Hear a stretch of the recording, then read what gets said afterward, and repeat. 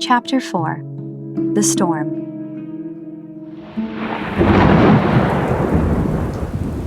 Outside howled the fiercest storm that the county had seen in ages. The blackness of the sky bled down to the earth below, with occasional bolts of lightning flashing throughout the land, providing a brief, yet blinding, illumination. The trees were swaying from side to side due to the powerful gust of the whistling wind. Several had already fallen throughout the woods. Though the chaos of the storm was severe, there was only one thing that remained unmoved. Standing out in the distance of the front yard was a lone stranger, dressed in dark clothing, wearing a black hood over his head. The darkness of his presence seemed more haunting than the terror of the storm itself. His hood and black trench coat made his identity unrecognizable to anyone standing afar. His clothes battered and fluttered in the wind, and the rain soaked him to the bone, yet he did not move an inch. He fixed his eyes sharply upon the white mansion, and nothing else.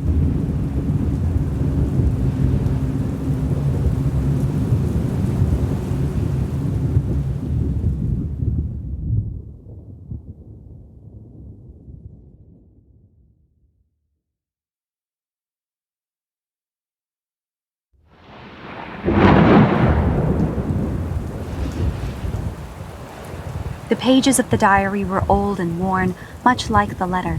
The writing was in a beautiful cursive that looked to have been written by a fountain pen. Pulling the candlelight closer, Virginia took her time and began to read. March 17th, 1886. It's springtime, and I want to say that the birds are singing, the flowers are blooming, and the sun is shining. To my regret, not one of these delights is present. As of this moment, I'm sitting in my room, trapped inside my new house like a prisoner by what appears to be the most dreadful storm I have ever seen.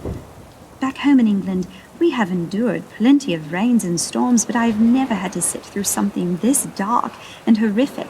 The sky is black, and the wind constantly blows with an unearthly, screechy whistle. However, the storm does not bother Papa. Like any man seeking a fortune, he desires to make a profit and is willing to fight through any storm that comes his way. Throughout my life, he has always taken the most severe risks and almost lost all his investments. However, to my mother's and my surprise, he always comes back with 10 times the fortune of his investment. Being a businessman and the owner of a newspaper company, it comes as a natural drive for him, almost like a game of some sort. All our friends back home admired his skill in finance and always sought his wisdom on what they should and should not invest. Papa has tried to explain things like the stock market, but it's all Greek to my ears. I try to understand, but just when I think I understand it, I get lost again. I just sit and listen to him and pretend to understand, hoping it makes him feel good. Even with his reputation, not one of them thought him sane after he announced his next big idea, to create an estate on American soil and expand his newspaper company on an international scale. When questioned about his sanity, his response to any and everyone was, "When you see me standing on higher ground than I am currently on, then come and tell me I was wrong." Not weeks after proposing this newfound idea, Papa purchased 1,000 acres of land in the mountains of a place known as Tennessee. Soon after his purchase, Papa had the blueprints of a new house to be constructed on the property, a grand mansion, and sent off the blueprints of the estate to be built immediately. Within a matter of months that seemed like weeks, the house was finished. We packed up our belongings and moved across the sea. After making port in North Carolina, our travels proceeded west to the mountains of Tennessee. And so here I am, now spending my 17th birthday imprisoned in my new home while a monstrous storm wages war outside my window. But all is not lost, for I have been given this new diary in which I will write down my thoughts, poems, and adventures in this new world. We have been living in our newly built home for only 2 days. Mother is skeptical about my venturing outside of the house to explore the land. She says there are savages out in the woods that could take me away and scalp me. I find this amusing, considering that neither Mother nor I have seen an Indian. Yet she talks as if she knows so much about their nature. I personally don't know why I'm here, but God willing, I'll find out. I believe that I will find out soon enough. Perhaps it is just to support my papa's dreams and ambitions. Nevertheless, all good things come to pass, and I firmly believe there is something here for me. Sincerely, Rose Anne-Marie Cohen. Virginia was entranced. This was a piece of history right in her hands for her eyes to witness. Mesmerized, she gently scrolled through the pages, jumping through the different dates. After carefully turning each page, she came across one specific chapter that looked different in its script. The penmanship was more scribbled than any other page of the diary, as if someone had rushed to write it. With squinting eyes, she tried to read what was suspected to be the writing of Rose Cohen. Dear reader, I honestly do not know where to start. I shall begin with the fact that I praise God for being alive. So much has taken place. Nothing went according to plan, nothing. There was unity. The people were one. We almost won the battle. But evil slipped through our nets and dwelt among us in secret. It dressed like we dressed and talked like we talked, but its agenda was not our agenda. One by one, kings from all the nations fell under the leadership of darkness and shadow. Please forgive me. My mind is completely turned upside down at all that has taken place. I only have limited time to write, but I have been granted only 3 days to write to you. I'm sorry, but for this I must give you the short version. I do not know what events took place on which day, so for this purpose I've decided to put aside all traditional forms of dating my events and remain with just writing to you. Somebody must know what took place here. Somebody must know what this all used to look like before the land became divided. Allow me to start from the beginning, back before I came to know the reality of the land of Alaythia. Life could not be any more normal for me. One day I asked Papa if I could take the carriage to Lucy's for afternoon tea. After he agreed to my request, he insisted I be back by dark. Lucy and I spent hours talking with each other. Well, due to my losing track of the time, it was nearly sunset before I realized it.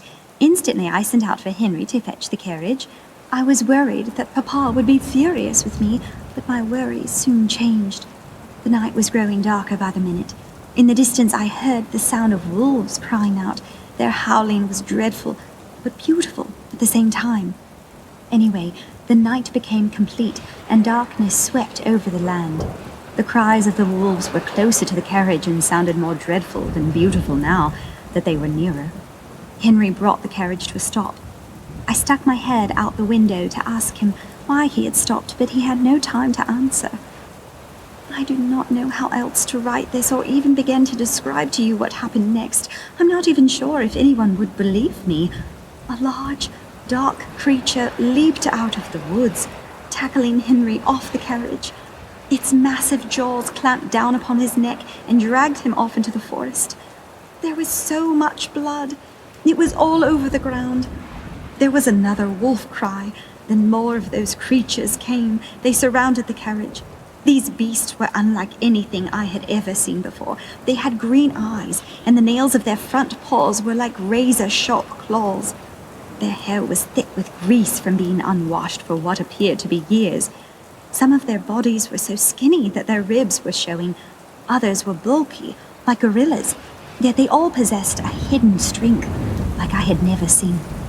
Their claws ripped through the carriage like it was paper. They took me. I did not know what to think or how to react. I kicked, I fought, I struggled, and I screamed, but no one came. For days these devils carried me across the mountains as their prisoners. I did not know where I was going, but I knew I was being escorted to my death.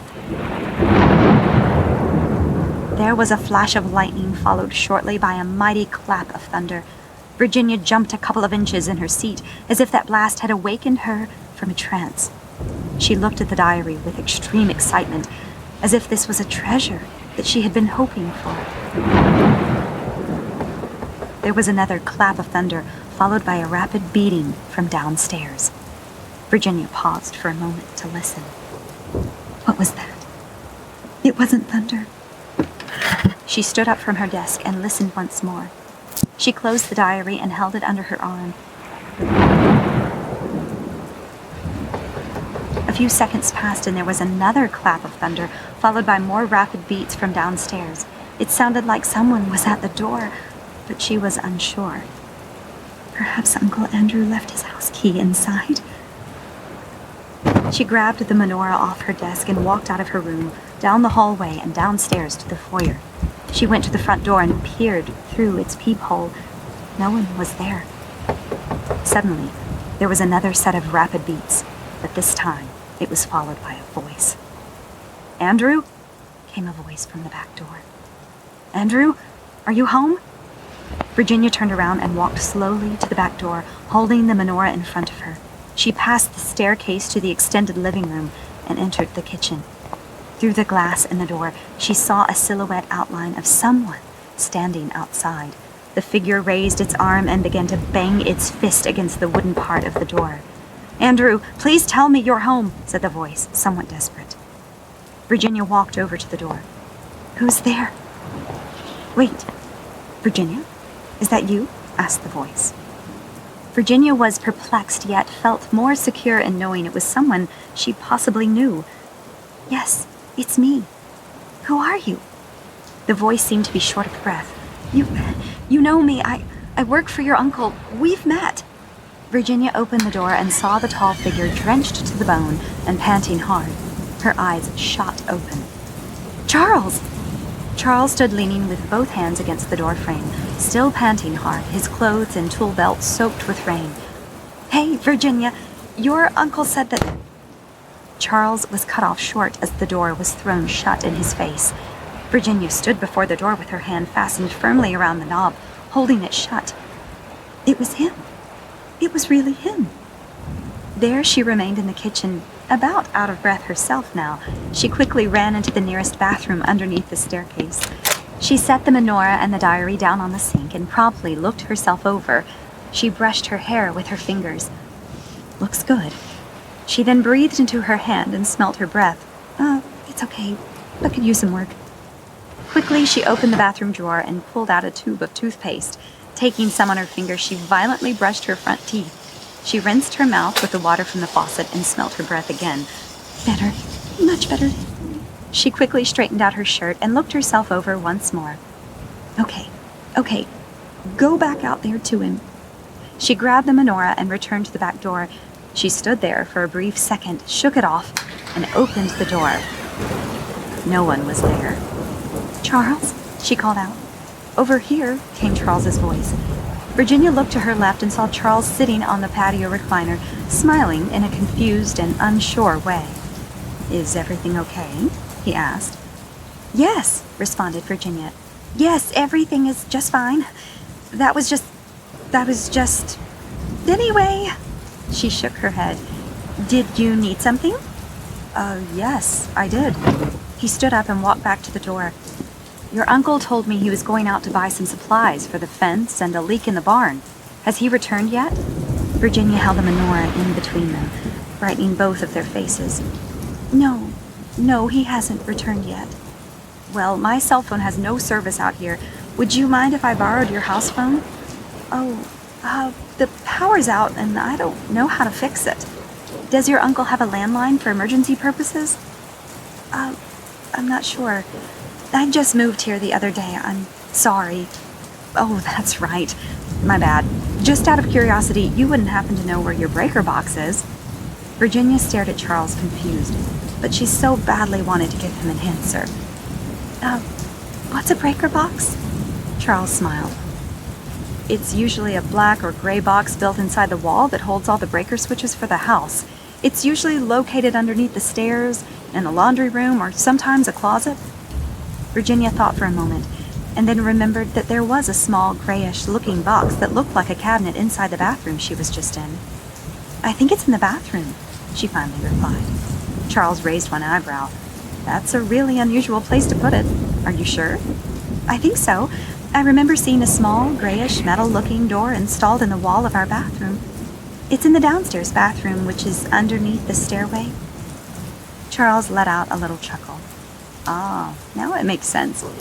There's a chance that we can fix this by simply flipping a switch or two.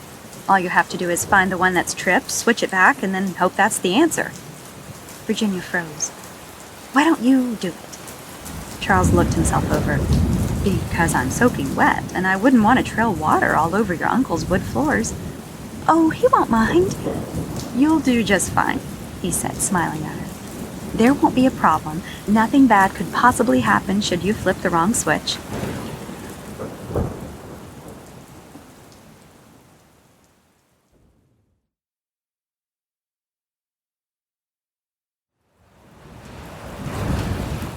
Virginia was nervous.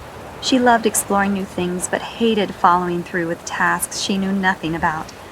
Yet after hearing Charles's reassuring words that she could manage just fine, she agreed. Charles spent a few minutes explaining to her the different kinds of switches that she would see inside the breaker box and how to feel for the one that was tripped. Virginia nodded her head, letting him know that she understood. She returned to the bathroom underneath the stairway and located the breaker box planted in the wall. She opened the small metal door and quickly ran over all the different switches. All of them had labels that named the various locations of the house. Trailing her fingers across all of them, she found the one that felt loose. She flipped the switch back, waited for a second, and then back in the other direction. Instantly, the lights in the house came on. "Hey, good job!" shouted Charles from the back door. Virginia smiled at her success.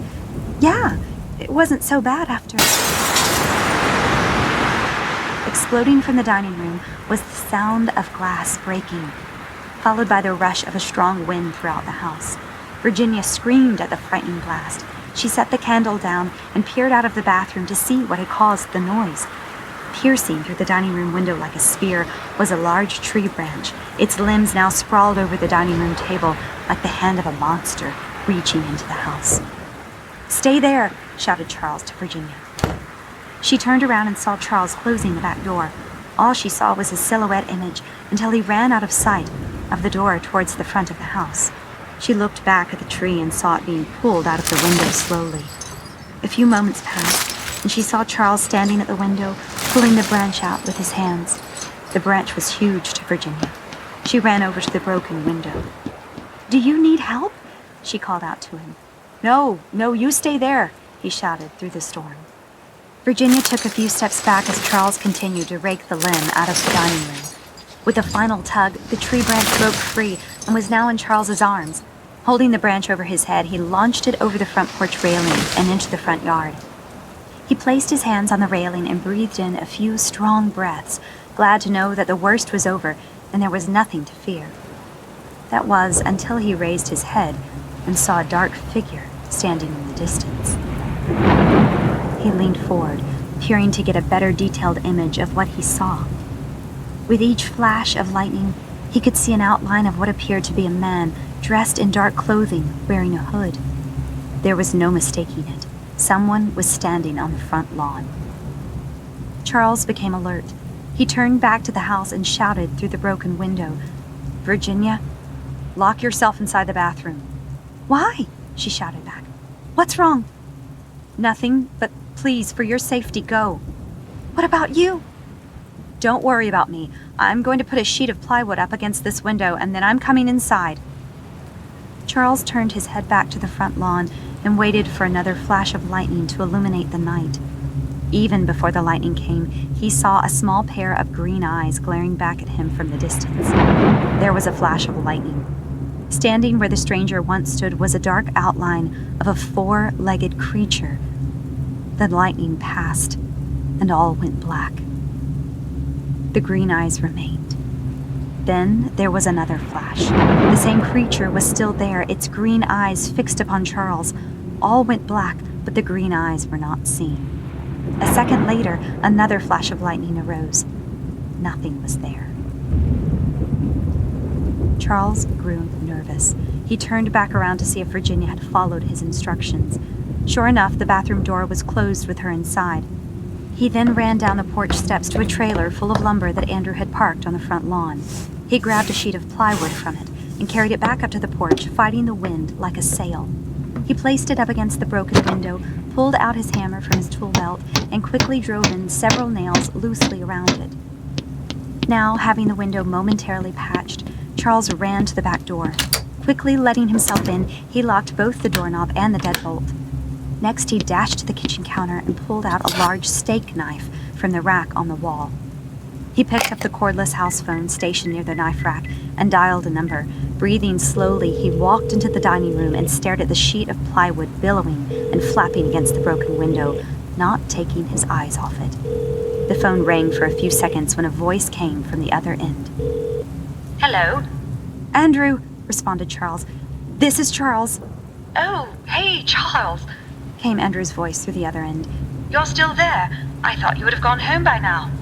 "Andrew, they're here."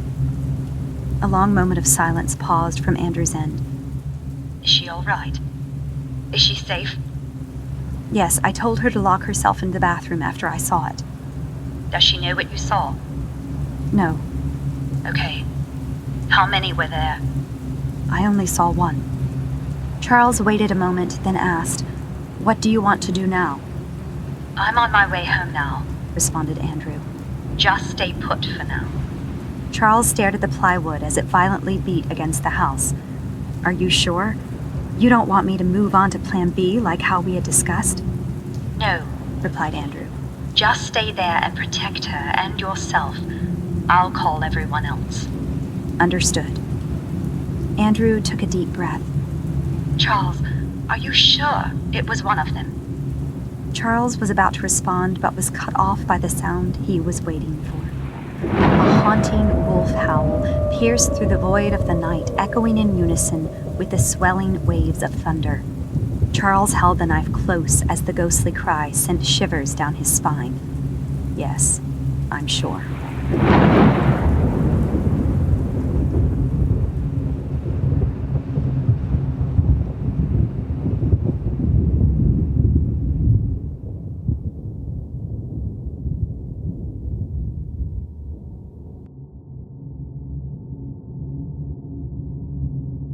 This is the end of Chapter 4. Tune in next Thursday for Chapter 5. If you'd like to listen to the next chapter ad-free ahead of everyone else, then subscribe to Early Access and tune in on Sunday. If you like what you heard, please like and subscribe and share with your friends and family. It really helps the show. We're available on Spotify, Apple Podcasts, and all major podcasting platforms. What Shines with the Dawn was written and created by C. Taylor Eason. Copyright Christian Taylor Eason, 2024.